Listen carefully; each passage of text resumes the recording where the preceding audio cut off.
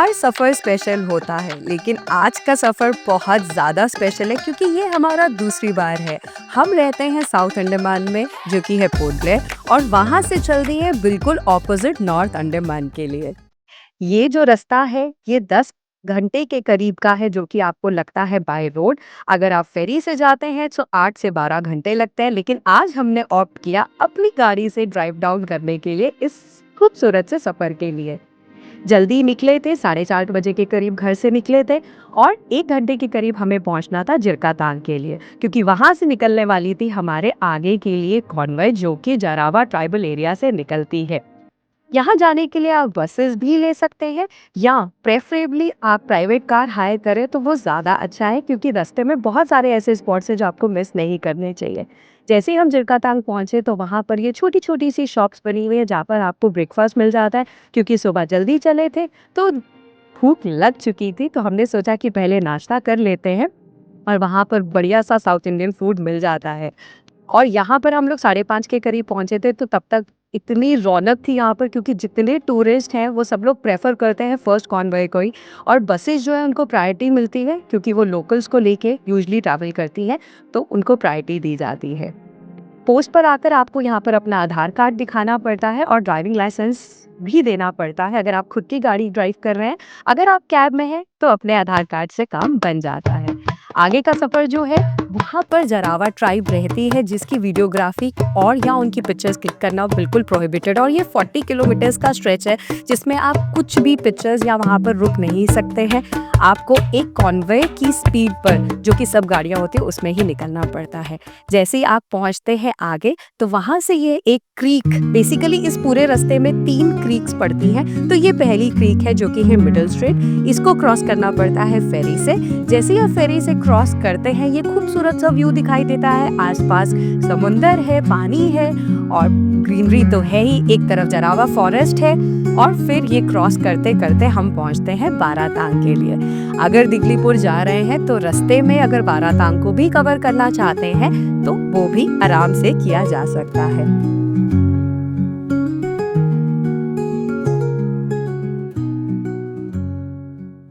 आज का सफ़र बहुत ख़ास है क्योंकि आज हम जा रहे हैं बहुत ही खूबसूरत जगह के लिए। हम रहते हैं साउथ अंडमान में और आज हम चल दिए हैं साउथ अंडमान से बिल्कुल नॉर्थ अंडमान के लिए। उसके लिए हमें 3 पड़ाव लेने पड़ते हैं, जिसमें पहले है साउथ अंडमान जहाँ से हमने शुरू किया, फिर हम पहुँचते हैं मिडिल अंडमान पे जहाँ हम अभी हैं, और यहाँ से फर्दर हम लोग जाएंगे नॉर्थ अंडमान के लिए, और वहाँ जाकर हम जा रहे हैं दिगलीपुर। जरावा फॉरेस्ट रिजर्व जो है, वहाँ पर जरावा ट्राइब मिलती है, जिसको एक्चुअली उनकी प्रोटेक्शन के लिए उसको बहुत एक रिज़र्व रखा गया है, और वहाँ पर आपको एक कॉन्वॉय टाइमिंग में ही मूव करना पड़ता है, जिसकी 4 मेजर कॉन्वॉय टाइमिंग्स हैं। एक सुबह 6 बजे, उसके बाद 9 बजे, दोपहर को 12 बजे और शाम को 3 बजे। हम लोगों ने आज प्रेफर किया फर्स्ट कॉन्वॉय को, और हम लोग अभी 7:30 के करीब हो रहा है और हम लोग पहुँच गए हैं मिडिल स्ट्रेट में। मिडिल स्ट्रेट में पहुँच के हमने एक फेरी ली जिसने हमारी गाड़ी को क्रॉस करवाया, और अब फ़िलहाल अभी हम लोग हैं बारातांग में।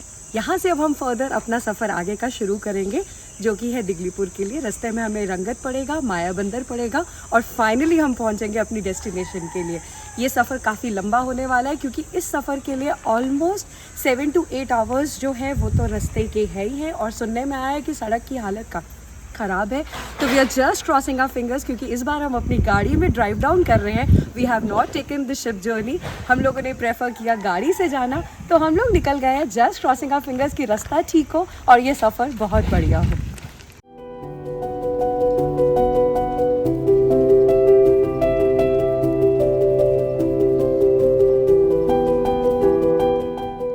सफ़र की खासियत ये है कि जब आप मिडल स्ट्रेट से बारातांग पे पहुंचते हैं, तो जब आप ये जर्नी कर रहे हो तो आप बारातांग की लाइमस्टोन केव्स को भी कवर कर सकते हैं, जिसके लिए कुछ ज़्यादा नहीं करना पड़ता है। व्हेन यू रीच हियर, यहाँ पे ये टिकट काउंटर है जहाँ से आपको टिकट मिल जाती है। 900 पर पर्सन के करीब आपको टिकट पड़ती है, बट उसमें आपको वेट करना पड़ता है क्योंकि जो बोट आपको ले जाती है वो 9 से 10 के करीब लोग बिठाती है एक टाइम पर, तो वो थोड़ा सा वेट है जो हमें करना पड़ता है। हम टिकट ले सकते हैं। टिकट काउंटर जो है वो सुबह 6:30 बजे खुल जाता है और दोपहर के 1 बजे तक रहता है। तो आप आए, यहाँ से टिकट लो और उसके बाद यही जो फर्दर रास्ता है ये आगे मैंग्रोव से होता हुआ लेके जाता है लाइमस्टोन केव्स के लिए। तो अगर आप दिगलीपुर जा रहे हैं और आपको ये भी कवर करना है तो दोनों चीज़ें एक दिन में ईजिली कवर हो सकती हैं। सफ़र लंबा था पर इस जगह पे खुद को रोक कर इस व्यू को एंजॉय करने से रोक नहीं पाई, तो आगे का सफ़र किया शुरू क्योंकि ये 300 किलोमीटर का स्ट्रेच था। और आज हम इतने लकी थे क्योंकि अंडमान में एलिफेंट बहुत रेयर साइट होते हैं, क्योंकि यहाँ पर कुछ ही एलिफेंट्स हैं जो 19th या 20th सेंचुरी में लाए गए थे और आज भी वो फॉरेस्ट डिपार्टमेंट के अंडर में ही है जो कि उनको हेल्प करते हैं। और हमें दिखा ये बढ़िया सा व्यू जहाँ पर ये एलिफेंट एक्चुअली फॉरेस्ट वालों को हेल्प कर रहा था और वो इतने बढ़िया से पूरी कमांड को सुन रहे थे और उसके ऊपर जैसे जैसे वो उनको बता रहे थे वैसे वैसे ही कर रहे थे। वो देखकर इतना मज़ा आया। रोड की हालत तो हमें पहले ही पता लग चुकी थी कि काफ़ी ख़राब है और आगे एक्सपीरियंस भी होने लग गई। थैंकफुली अभी जिस टाइम पर हम आए हैं तो उतनी बारिश नहीं हुई थी, तो फिर भी रास्ता चलने लायक था। फिर हमने क्रॉस किया ये दूसरा क्रीक जो कि है हम्फ्री क्रीक। ये भी बहुत सुंदर क्रीक है जिसके ऊपर एक बहुत ही बढ़िया सा ब्रिज बना हुआ है। तो वहाँ पर रुककर हमने किया उस व्यू को एंजॉय और वहाँ पे मांगी विश, एक कॉइन सब लोगों ने फेंका और फिर हम चल दिए आगे। सड़क अभी भी काफी खराब थी और ऐसे ही करते करते हम पहुंचे फर्दर अपनी नेक्स्ट चेक पोस्ट के लिए।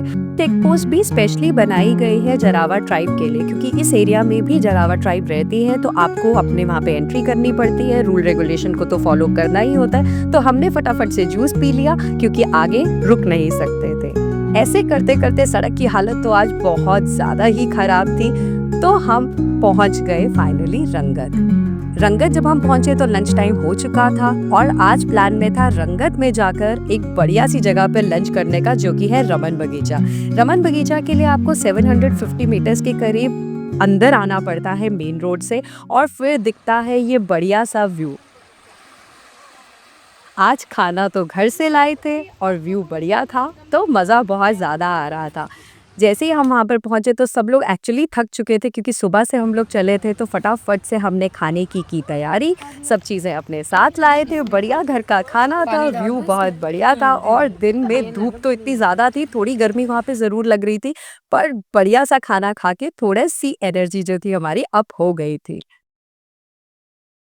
खाना खाने के बाद फिर हमने सोचा कि आगे इस जेटी पे जाकर थोड़ा एंजॉय करते हैं। वहाँ पे दिखे ये बढ़िया बच्चे जो मस्ती कर रहे थे, क्योंकि गर्मी इतनी ज़्यादा थी तो वो लोग भी पानी में स्विम कर रहे थे। उनको देखकर बहुत मज़ा आया। मन तो हमारा भी यही कर रहा था, पर क्योंकि हमें जाना था आगे तो बच्चों ने यहाँ पर थोड़ा सा किया फ़ोटो सेशन, मस्ती की, लेग्स को किया स्ट्रेच और फिर हम निकल गए अपने आगे के सफ़र पर। मौसम क्योंकि गर्मी बहुत ज़्यादा थी तो दिल में यही हो रहा था कि बारिश हो जाए, और भगवान ने सुन ली। आगे मिल गए बादल और बारिश भी होने लगी। मौसम थोड़ा सा बेटर हो गया था तो मज़ा आने लग गया था जर्नी में और ज़्यादा। आगे चाय का टाइम हो गया था तो हमने सोचा कि अब थोड़ी सी ब्रेक ले ली जाए और पी ली जाए एक बढ़िया सी चाय। पर जहाँ हम रुके वहाँ हमें चाय नहीं मिली, तो निराश होकर आगे चल दिए अपने आगे के सफ़र पर। फिर ये एक और क्रीक हमें रास्ते में पड़नी थी क्योंकि ये थी हमारी तीसरी क्रीक। उसको हमने क्रॉस किया ऑस्टिन ब्रिज से। ये भी बहुत सुंदर ब्रिज है, व्यू बहुत बढ़िया आ रहा था। थोड़ी देर वहाँ पर सबने किया रिलैक्स, मौसम बढ़िया हो ही चुका था, बादल आ चुके थे, तो मज़ा आया वहाँ पर रुककर थोड़ी देर। आगे जब हम वहाँ से निकले तो ये कुछ शॉप्स हैं जो कि रोड साइड पर ही हैं, तो वहाँ हमें दिख गई एक बढ़िया सी चाय की शॉप। तो हमने सोचा कि यहाँ थोड़ी ब्रेक ले ली जाए और एक कप चाय पी ली जाए। का सफ़र बहुत ही अमेजिंग चल रहा है। अभी हम लोग फ़िलहाल रुके एक छोटी सी चाय ब्रेक के लिए। आज सबसे अच्छी बात ये हुई कि जब हम लोग बारातांग से निकले तो जब वो जरावा रिजर्व हमने क्रॉस किया था वहाँ पे, तो we were lucky that we could get hold of, we could see few Jarawas there. और but due to government regulations हम लोग उनकी पिक्चर्स या उनसे कोई भी इंट्रैक्शन नहीं कर सकते। और जब भी आपको वहाँ पे मूव करना होता है तो एक कॉन्वॉय में ही मूव करना पड़ता है। You can't stop your vehicle in between, neither आप उतर के उनसे बात कर सकते हैं और ना ही उनकी कोई पिक्चर्स ले सकते हैं। But we got to see them up and close बहुत पास से हम लोग देख पाए जब हम लोग हमारी गाड़ी क्रॉस कर रही थी। एंड आज मुझे एक और बात पता लगी कि जब आप वहाँ से आगे निकलते हैं और जब आप रंगत के लिए जा रहे होते हैं तो रंगत के रास्ते में भी अगेन एक फॉरेस्ट रिजर्व आता है जो कि अगेन जरावा फॉरेस्ट रिजर्व है, और वहाँ पर भी अराउंड 95 to 100 के करीब जरावाज रहते हैं। और वहाँ पर भी again the similar kind of rules and regulations आते हैं कि आप लोग उनकी पिक्चर्स नहीं ले सकते हो, बात नहीं कर सकते हो, और आपको वहाँ पर भी गाड़ी को एक सर्टन स्पीड पे ही चलाते रहना पड़ता है। और आज हम लकी थे कि हमें वहाँ पर भी जरावाज दिख गए। इमेजिन उन 95 ऑलमोस्ट 95 या 100 के करीब जो वहाँ पे जरावाज है उसमें से भी हमें 5 या 6 हम लोग ने जरावाज देखे। So I feel today is a very lucky day कि हमें इतनी दोनों जगह पे जहाँ पे बहुत रेयरेस्ट साइट होते हैं जरावाज वहाँ भी दिख गए, और जरावा फॉरेस्ट जो बारातांग के लिए रास्ते में आता है वहाँ तो दिखता ही है। बट देन जब आप बारातांग के रंगत के लिए निकलते हैं बारातांग से, तो रोड की जो स्टेट है वो काफ़ी ख़राब है। But last when I came here was 1 year back. उसके बाद अगर मैं अब बात करूँ तो बहुत बेटर हो चुकी है, बट फिर भी अभी काम चल रहा है। I am sure another few months तो बहुत बढ़िया हो जाएगा। उसके बाद हम लोग पहुँचे माया बंदर। माया बंदर क्रॉस करते ही ये एक जगह आती है जहाँ पे आप अच्छी सी चाय ब्रेक ले सकते हैं। लॉन्ग द रोड साइड ही बहुत बढ़िया सी शॉप्स है जहाँ पे हमने अभी बढ़िया सी चाय पी, और हम सुपर एक्साइटेड है दिगलीपुर के लिए। यहाँ से ऑलमोस्ट 75 किलोमीटर्स का रन और बचा है, तो हमें उम्मीद है कि हम 4 बजे या 4:30 बजे के करीब दिगलीपुर पहुँच जाएंगे। As the ocean is never full of water, so am I never full of traveling. और इसी जोश के साथ और आगे का सफ़र शुरू कर दिया। अभी भी सफ़र बचा था, बट चाय पीने के बाद थोड़े से फ्रेश हो गए थे। और फाइनली फिर हम पहुंचे अपनी डेस्टिनेशन के लिए, जो कि है दिगलीपुर। दिगलीपुर जो है वो एक ऑफ ग्रिड डेस्टिनेशन है स्पेशली फॉर ट्रैवल लवर्स। पीछे हमें व्यू दिखा सैडल पीक का, जो कि अंडमान की टॉप सबसे ऊंची पीक है, और रेनबो ने हमारा वेलकम कर दिया। ये था हमारा प्यारा सा सफर साउथ अंडमान से नॉर्थ अंडमान के लिए। Bye bye.